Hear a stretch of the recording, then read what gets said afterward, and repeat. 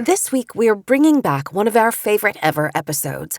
Today, we hear a fascinating and inspiring conversation having to do with the flourishing of young South Africans. We'll be back with a new episode in 2 weeks. And in the meantime, we hope you enjoy this story of impact.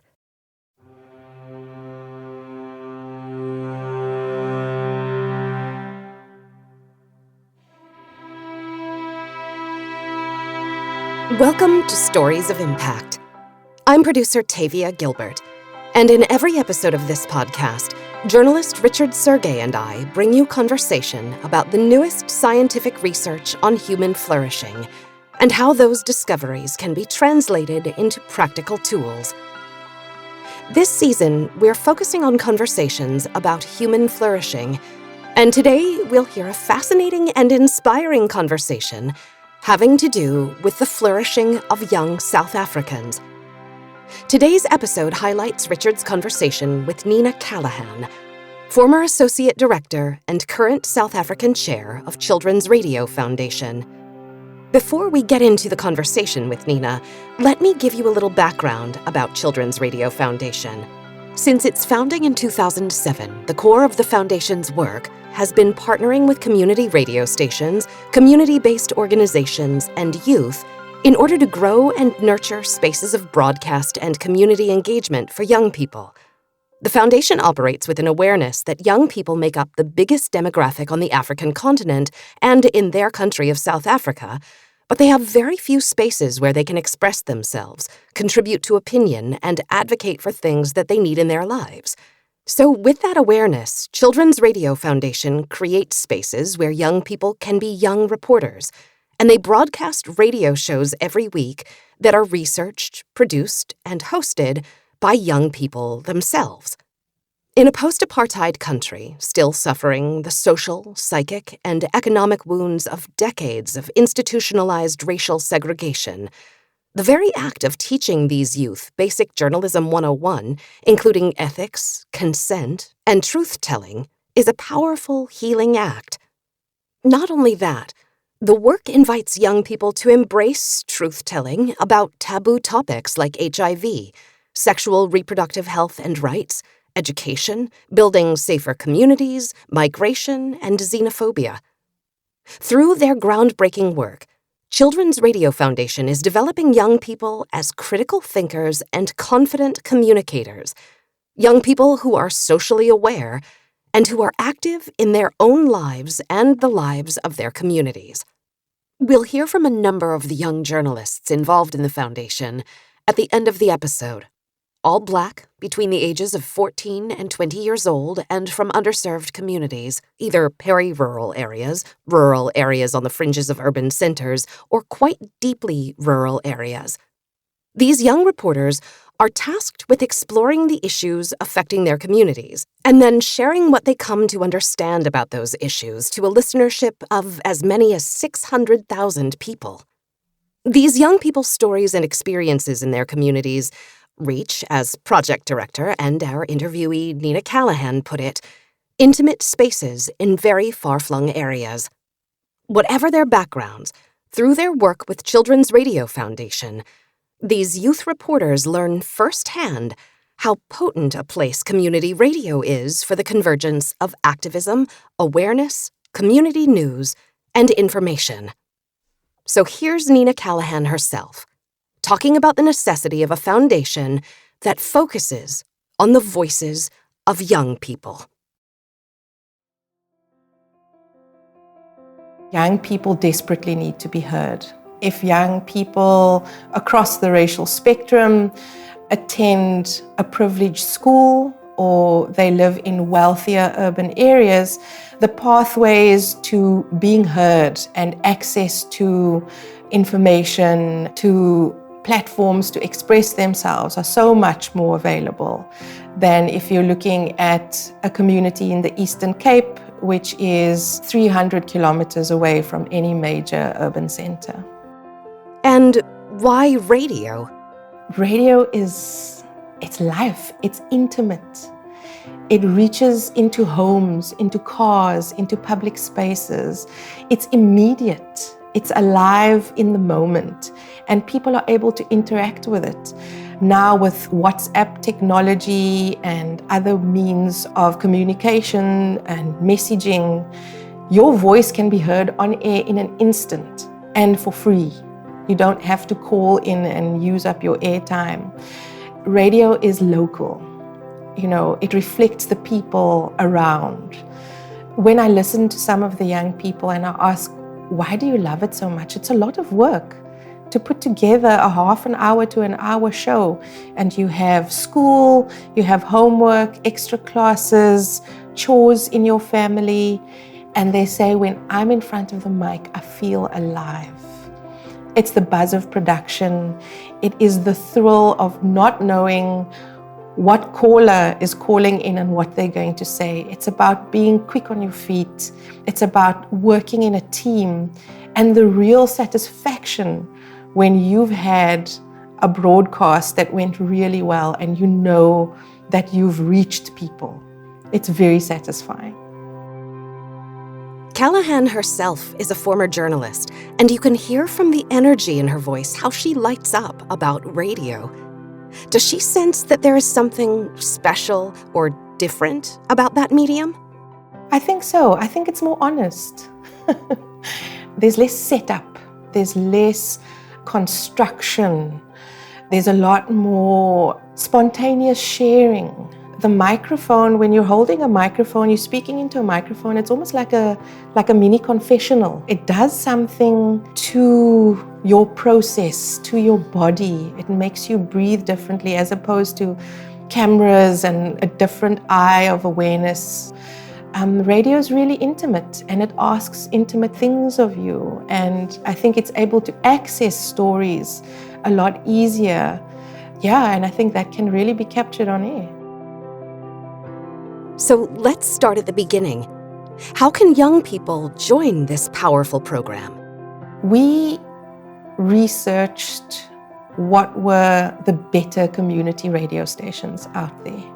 And when I say better, I mean people who were really invested in their communities and who were interested in growing youth programming.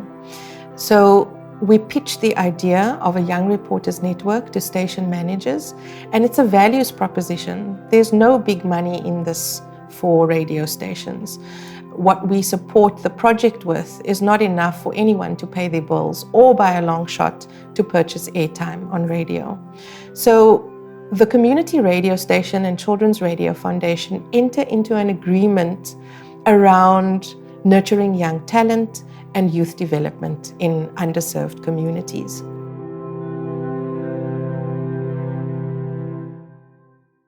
We go into schools, community centers, youth groups, and pitch the idea of a project. And sometimes the first thing young people understand by this pitch is, I'm going to be famous, I'm going to be a DJ, I'm going to be a local celebrity. And once they come to the second information session, they really understand that it's really about exploring a community in terms of a system of people working together, of topics and issues coming together, and also the opportunity to really grow skill. So we choose about 15 to 20 young reporters from these information sessions. There's no audition. We're not into the person who's the most eloquent, who's the most confident. We're not looking for the bright and shining stars. We're looking for young people who are curious about themselves and the world around them. And we are looking for young people who want to make a difference. So these are the people who usually end up in the room. And we start off with a foundational training in ethics, consent, how to report, and also some topic-specific training. And it's the community radio stations who nurture the technical proficiency of young people. What can Callaghan share about the impact the program has had on the participants themselves? They become hooked. They're hooked on the buzz of production, of understanding that they're making an impact. And they also become role models in their communities, to their peers and to adults. And they do become local celebrities, but not in the same ways that DJs are. They're super cool because they know things, not because they're just super cool. They become peer educators. Their friends come to them and ask them about a show that they did or ask for further information. They're seen as young people who are active in their own lives, which really challenges the dominant idea of who youth are. In South Africa, the dominant narrative in mainstream media is that youth are apathetic, violent, hopeless, diseased. When young people are spoken about, they are spoken about as phenomena, as an extension of some of the social ills that we have in our country. When young people have the opportunity to represent themselves, you get a very different picture to that dominant portrayal of who young people are. They have the chance to represent themselves, to speak for themselves and to set their own agenda. They're not an extension of an adult agenda or having been spoken about. And this is a very powerful emotional act, political act, to be able to represent yourself, to be able to determine how others see you on your own terms, not on somebody else's.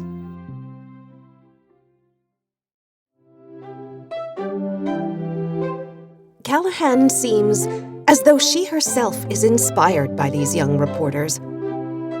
Yes, young people inspire me, and they make this job so rewarding and worthwhile. I feel very privileged to be able to spend the kind of time that I do with young people in a training room, to really get to know who they are, to really understand the challenges and the triumphs that they forge in their lives. In our understanding of our country as a place of gross inequality, as a place where youth opportunity is very rare. It's not a robust national agenda in a very serious way. And then to meet young people who are motivated, curious, caring about themselves, about their communities, about their families, about their education, it is incredibly inspiring, because to have to overcome a great sense of hopelessness or to reach for something that is not entirely obvious, and the pathways to that thing that you're reaching for is also not entirely obvious, but they do it anyway. It's a human triumph, really. It's something that is incredibly brave, and young people need to be supported so much more. They need to be listened to so much more. They have a wealth of experience and wisdom about their own lives because they live it, and they live the consequences of adult decisions, whether it's in the family, whether it's on a policy level. Young people are the people who experience that the most, and we don't give them a chance to participate in those decisions in any meaningful kinds of way. So I feel passionately about the work, about creating spaces for young people to participate and to share their lives. What are the values that she's trying to instill in these young folks? Be curious, question things, question your environment, question what it is you think you deserve, question injustice. The values are also around participating, being active. So when you see who you are and where you are, how do you place yourself in that environment? What do you do? What is one's responses? And in the noble and ideal tradition of journalism, we strive to be balanced. We strive to hear many angles of a story. And this is also one of the main tenets of how we want the young people to participate in this project, is that even when that grandmother calls on your show and she's furious because you're talking about things that she doesn't agree with, you need to let her speak. You need to give her that platform too. And so it's really nurturing a space of diversity, of being able to hold and acknowledge not just the kinds of things that we want to believe or that we want to understand in the world, but the things that really exist. And how can we create spaces for that diversity, for that difference? Can we live with it gracefully? Can we hear it gracefully? How does that contribute to a richer and more nuanced conversation? Because heaven knows we need it in the whole world, and especially in our country. Debate and dialogue often degenerates into very egotistical and fixed positions. And we need a new generation who are more inclusive. I don't, by any stretch, say that they need to be accepting, but they need to be more inclusive, and the dialogue needs to be more diverse. Why is that diversity so important to Children's Radio Foundation and to South Africa? I think when we attempt to listen to each other, we begin the journey of understanding the other. We begin to understand how people are constituted. When we really listen, we begin to dismantle our stereotypes about people, about places, about behaviors. And I think we are more likely to be compassionate and to act from a place of care instead of a place of fear. So when we are more informed and when the space between you and me is shorter to jump, I'm more willing to take the jump, to take the leap. And so I think it's really important in a country like ours where things like race and economic inequality really is a trauma in people's lives. It's not just a phenomenon, it's a trauma. It's a lived experience of so many people in this country, Black people in this country. And so for us to be able to try and bridge these divides by listening to each other, by talking to each other, by really sharing our lives, I think a lot is possible. Callaghan is asking these young journalists to participate, which is a request that doesn't reflect a Western journalistic value to report objectively as an observer, not a participant. Is there a different perspective of journalism in South Africa? First of all, I think it's a great illusion to think that as media makers, one is objective. One needs to be balanced, yes. But I think the idea of objectivity is really a fallacy. We make choices all the time in our media making. And if we're not aware of those choices, we can produce very dangerous things. And we try and make the young people aware of this. And when I talk about participation, it's not about young people being completely agnostic, because what they're talking about is their lives and the issues that affect their lives and other young people in their communities. And we are asking young people to find their position. What is their position? What is it that you are advocating for? So it's not journalism that's agnostic. It's journalism that is trying to navigate an issue. It's trying to find local solutions to an issue. And by participating, I'm also meaning to really, yes, acknowledge the problem, but what are the pathways to making it better?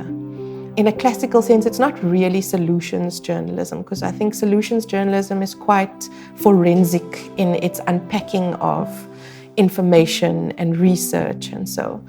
But how the young people unpack their stories is through narrative storytelling. It's about the story and the opinion of others to be able to paint a picture of how this issue lives in the world.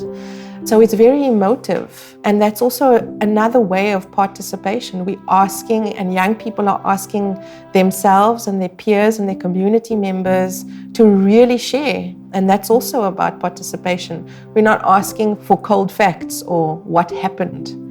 What happened and what happened to you is the question. Part of Children's Radio Foundation's history of working with young journalists included a multi-year relationship with Templeton World Charity Foundation, which funded a special project, Youth Radio Dialogues on Ubuntu, a 2-year exploration concerning a most intriguing concept. Children's Radio Foundation was really excited to grapple with this project with the support of the Templeton World Charity Foundation. Ubuntu is not a classic developmental topic as some of our other themes in the program are. The process of exploring it is not the same as we are talking about access to education, for instance. The exploration of Ubuntu really got the young people excited because it was asking them to examine something that was known in some way, shape, or form to them and to their community. And it was asking for a re-examination, a reinterpretation. And the outcomes are not hard outcomes like some of the other themes are. You know, if you want to understand the impact of a program, you look at a log frame and you can say, this happened, so many people attended, so many people received a message. But the process of unpacking Ubuntu was a very personal undertaking in a way that the other themes were not. It asked people to examine the fiber of their lives in a very different way. It asked them to examine their motivations and their actions as a human being in a much bigger understanding of humanity. And that was very exciting. How does Callaghan define Ubuntu? Ubuntu, the classic definition, still resonates with me, that I am because you are. I am because of how you affirm or not affirm me, how you reflect or don't reflect me. I can only exist because I push up and with somebody and something else, or else I'm a random particle, which I'm not, which none of us are. And Ubuntu is about that practice of humanity. It's about the practice of acknowledging that we are in this together and that we don't exist without each other. What is the origin of the word Ubuntu, and why is it important to South Africa? Ubuntu or Umuntu is a Nguni word, which comes from a language in Southern Africa, and it is a very widely understood concept. It also lives on the rest of the continent in different words, in different understandings, but the basic concept that we are interdependent and that we need to acknowledge that mystery almost is a way that historically traditional societies have practiced and have managed to forge community and to be prosperous. Ubuntu is described as an African philosophy and an African practice, but I think we can see its resonance in all kinds of communities across the world. Is it a philosophy? A way of life? What exactly is it? Ubuntu is a guiding principle, and I think it's the most noble guiding principle, because we're not only talking about our interactions with each other as human beings, but it extends to how we interact with the earth, how we interact with this living planet, how we are part of greater systems. Yes, it's a practice of humanity, and it's a guiding, noble practice around how we maintain respect and peace, and how we are prosperous together. It kind of o'erleaps concepts like capitalism and politics. All of these systems can have Ubuntu applied to them, but Ubuntu as a guiding principle and philosophy Yes, it is a beacon, really, and a call for us to live in a certain way. Why choose Ubuntu as the focus for a project when it seems interesting, meaningful, but less defined or focused than, for example, education or HIV or the economy? Why did Callaghan choose Ubuntu as a project mission that was important for the young journalists? I think the exploration of Ubuntu really had resonance with what we are trying to do with young people, which is also around building character, which is really understanding one's motivation in the world, which is understanding where you place yourself in an environment and in relation to others. So it really was an incredible tool for young people to understand themselves and their communities better. It was exciting to break apart this word that is assumed to be understood by everyone. Right, so yes, there's a long history and practice of Ubuntu in more traditional communities, but Ubuntu as it lives now, what does that look like? And how do people, different and diverse people, understand this concept? It's also a word that's now interchangeable and used in advertising, in a market sphere. You know, it's become a glib word as well. And it's also a word that really was at the center of building this rainbow nation. And this idea of the rainbow nation has crumbled. In 2017, it's crumbled because I think we have come, and young people have come to a place of understanding that there was a great attempt at reconciliation, but there wasn't a great attempt at justice and redress. And unpacking a concept like Ubuntu in this understanding, I thought was very interesting because we have instances of extreme violence against each other in this country. We have instances of severe homophobia and xenophobia, incredibly angry and justifiably so service delivery protests for the inhumanity, the material inhumanity of people's lives. And it was interesting to understand the practice of Ubuntu in this boiling pot of our struggles. It was an attempt to come up for air, really, for the young people to have a big exhale about themselves and about the other.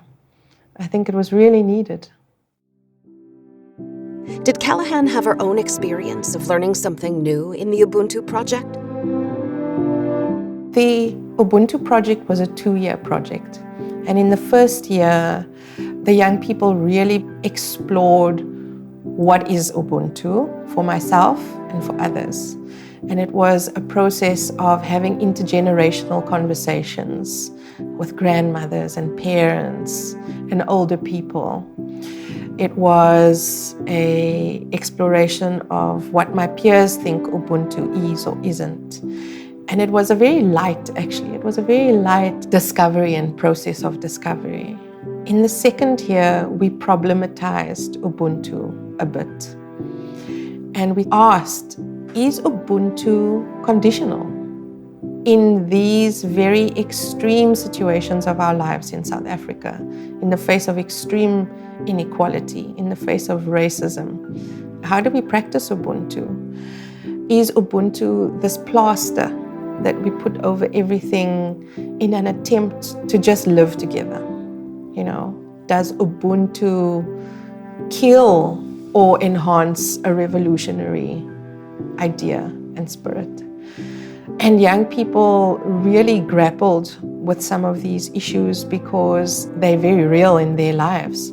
Ubuntu didn't only become about how I interacted with the other, but it also became about self-care, which I thought was really interesting. I had never understood the concept of Ubuntu relating to my love of self and my care of self.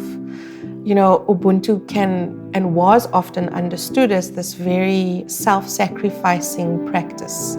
And young people understood in the time that we are in that a self-sacrificing practice is damaging. It's damaging to myself as a young person asking for what I deserve. That interpretation and that discovery of Ubuntu was a very exciting one. What was the main thing Callaghan learned through her teaching in the Ubuntu project? I think the promises of a new South Africa was very much built on the idea that we can overcome, that we have overcome so much, and that if we work together, we can achieve greater social and material wealth for all people, that we can provide access and opportunity for all people. And Ubuntu was very central to this idea of that rainbow nation. But I think we haven't really grappled with a sense of justice in our country. That inability to address that, I think, we're now seeing the symptoms and the consequences of that. We're seeing a rising student movement around free education. We're seeing very violent service delivery protests. We're seeing an increased frustration, justified frustration of people because of the conditions of their lives, the lack of access to opportunities and to wealth. And I think as a nation, we've come to the awareness that reconciliation is just one part of the story. I'm not sure how we're going to address the other part of the story, which is justice. For me, that's what I call it and how I understand it. And I think how a lot of the younger people understand it too. I think it's very uncomfortable for people who have come through a tradition of non-sectarianism, non-racialism, to be suddenly catapulted into very polarized discussions. And that's the tone of discussions these days in our country. It's very much an idea of you and me and us and them. And it's very disempowering for a lot of people, and it's very scary for some people. But I think it's another moment in our becoming this country that we want to be, in trying to fulfill the kind of promises that were made. All of these young journalists have grown up in a post-apartheid South Africa, but the South Africa Callaghan is describing sounds as divisive in many ways as the one that preceded it. Is that incorrect? The South Africa that we live in now is divisive, but it's always been divisive because people who did not have access to running water in their homes, many of them still don't have access to running water in their homes. Many people still have to leave their home to go to the toilet. They have to risk their lives if they want to go to the toilet. So yes, material conditions for many people have not changed. The divisions that existed in apartheid that made you different from me still exist. And you're asking people to come to the table of nationhood with a generosity that is actually, it's not humanly possible to maintain that generosity all of the time without fighting for or advocating strongly for lives to be improved. I mean, access to quality healthcare or just healthcare, a clinic that is serviced, that has stocked medications, that have trained healthcare workers who are able to refer you on to further examinations. It's very rare. It's very, very rare to have access to schools, good schools, where you have teachers for all of your subjects. That's not too much to ask. That's a basic right. These are rights we are talking about. They're not privileges. And so the rights of people are still daily being undermined. And so, yes, the divisions that separated many people then still exist today. Anti-apartheid and human rights activist Archbishop Desmond Tutu has spoken many times about the sense of resilience and forgiveness of South Africans. Is that extraordinary commitment to forgiveness and resilience still evident in Callaghan's mind? Really honestly, and this is something that the Archbishop has said himself, we're surprised this North country is on fire every day. It's a miracle. It truly is. So people's sense of resilience and forgiveness is something that they enact every day. I don't think it is a grand gesture.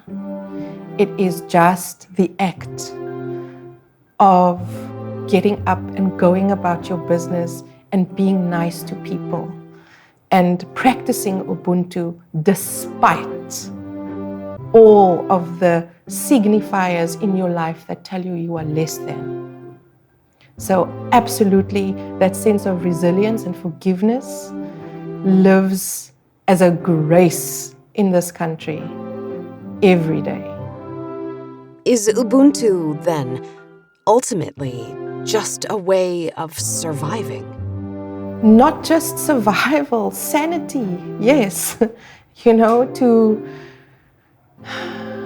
To maintain your sense of value and meaning and belonging, people get on with it and they are resilient and they find ways, and young people find ways. They find ways, but it does not mean that all of the other extreme challenges and traumas in their lives are not also living alongside that. Were there any surprises for Callaghan in the Ubuntu project?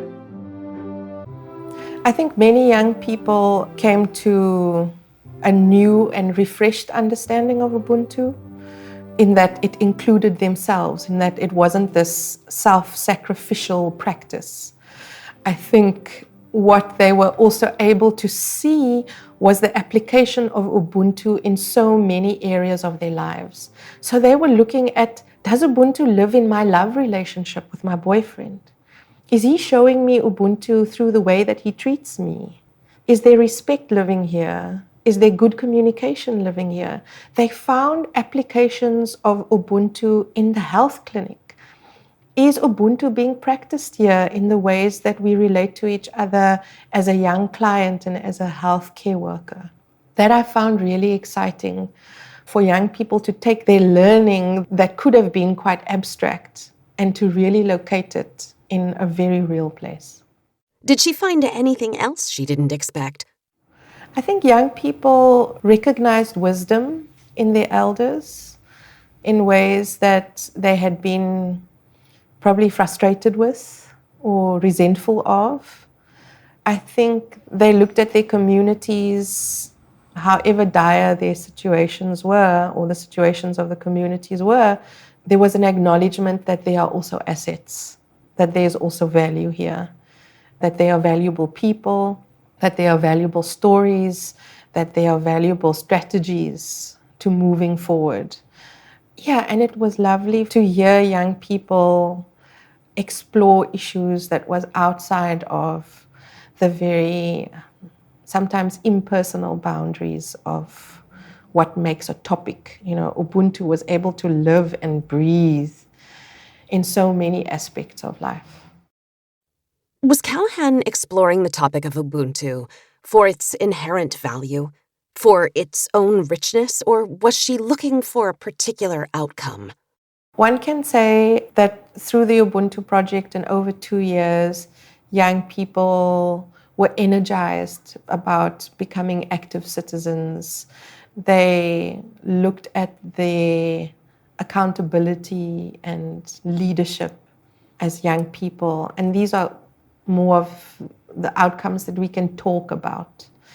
But I think the things that we can't really talk about is how people's hearts opened. You can't measure that. And I think that's something that happened. I think the richness that came from exploring Ubuntu was also rediscovering or discovering the wonder that lives in the world, the wonder and the mystery of this idea that we're connected. Even in the mess of the world, we're connected and we depend on each other. And that's a wondrous and awe-inspiring idea to nurture. So for me, that was the richness that was very special about the Ubuntu project. There was no other kind of social idea that really excavated these kinds of discoveries. And did she witness a transformation in the journalists from when they began to when the project was completed? I think young people are, they make incredible discoveries about so many things. I wouldn't necessarily just put it down to the exploration of Ubuntu, but I think there might be something lasting in the things that we can't measure that lives with young people still. I think it's that idea of the application of Ubuntu that is like an awareness, So once you switch it on, you can't switch it off. And I think that is something that still lives with these young people. There's not a message from outside that's necessarily going to speak to and activate the people who are the intended recipients. So it means that nobody else can really tell a community what the problems are and how they should solve them. So the only way that any authentic kind of dialogue, any meaningful engagement is going to happen is when it happens from within that community, when the voices that are heard and reflected are the voices of that community.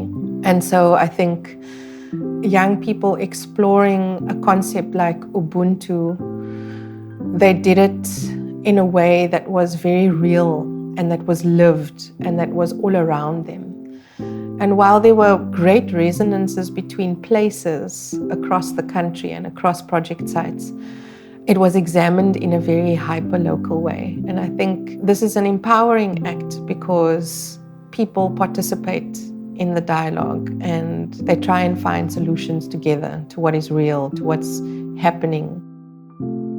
Despite continuing challenges and national wounds that still need to heal, does the Ubuntu project leave Callaghan with a sense of hope for the future?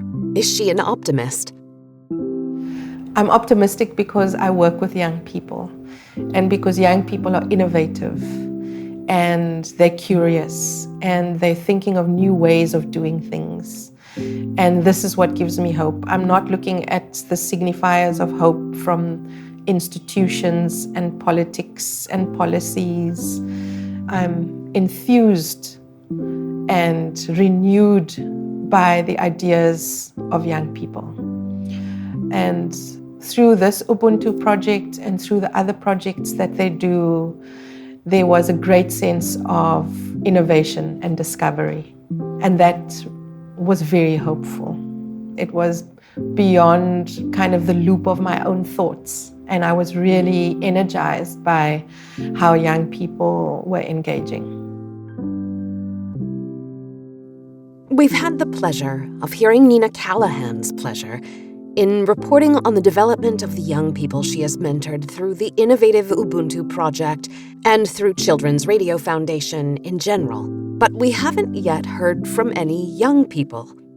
So before we bring to a close this fascinating and meaningful conversation about the power of young voices to help heal their country and communities, about the unique ability of radio to create intimate and safe space for the development of confident and empowered leaders of tomorrow, about the transformative power of Ubuntu, the conversation would, of course, not be complete without hearing from these youth reporters themselves, who leave us with their understanding of Ubuntu and about their role in spreading Ubuntu to their fellow South Africans and embracing it as their own way of life.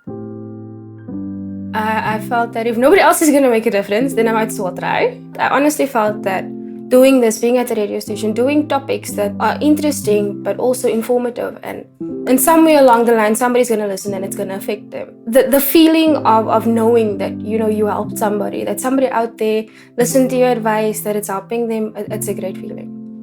I think they're actually equipping our people with the necessary tools and informations and ways and means how to get help. So that is also making a difference. Ubuntu for me means helping another person and just being nice and being kind. Ubuntu is a collaboration of so many things. I think when you get down to it, it's humanity. It might not be, you donating 100,000 Rand to some sort of organization. It could just mean that you know of somebody that is in need of something and you're helping them. Sometimes giving somebody a compliment can change their whole day. And I feel that is Ubuntu as well. People need that and people should give it. Even a smile, it's all about people. A person is a person because of other people. For me, it means I can't do anything without someone else. Post-apartheid, people are still struggling to get to that point of peace and being kind to one another. Ubuntu is a spirit of giving, of caring, and sharing with people. Your child is my child. The meaning of Ubuntu is to give without expecting. Ubuntu is not only giving, but it's also about appreciation of the other person and compassion. And it's not about material things. I mean, a smile to the next person when you're walking down the street can change that person's day. That is sort of Ubuntu. Ubuntu is not about giving something you don't have or sacrificing for the other person. It's not about that. It's about you giving to the next person. You don't have to make sacrifices for Ubuntu. Ubuntu is about showing kindness to someone, greeting someone out of the blue, and then smiling to them can also show Ubuntu. I think it's a way of living. It just come out. It's not something that is made, but it's something that it is there naturally. We have to show it. I think Ubuntu should be a way of life. It's something that you have to grow up with. From a young age, you have to have Ubuntu. And I think Ubuntu is a practice. It's not really something that, like a religion or anything like that. No, Ubuntu is something that has to be practiced in all religions and cultures. Ubuntu has been turned into a philosophy of life. It's very good when we work together and to bring joy into someone else's life. You should help out for your own goodness of your own heart. You need to change the mindsets of the people, and it's difficult. It's difficult for us as youth, a handful of us, to try and make this big dent in the whole of the nation. But here we are trying. I feel like we are living proof that Ubuntu exists in this world. Those youth reporters were Chloe Robin, Niorisha Jurius, Monique Hansen, Jabulia Twale, Abile Mumamda, and Toko Ane Nkweme.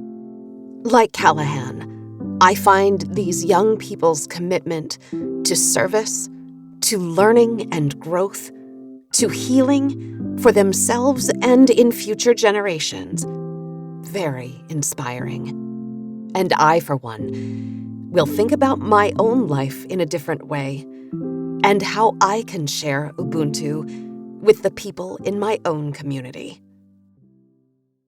In our next episode, we'll be speaking with psychologist Everett Worthington, whose pioneering REACH method has helped thousands of people, including himself, reap the mental and physical benefits of forgiveness. In my mind, I think all offenses are forgivable. And I think that often it's very wise to be able to forgive them, because if I hold on to unforgiveness, then the other person doesn't even know what's going on in me. But I'm making myself ill. I'm putting myself at cardiovascular risk, at immune system dysfunction risk, at mental health risk, at relationship risk, at spiritual risk. And I'm not hurting them at all. In fact, maybe they hate me so much that they would be glad if they knew I was suffering.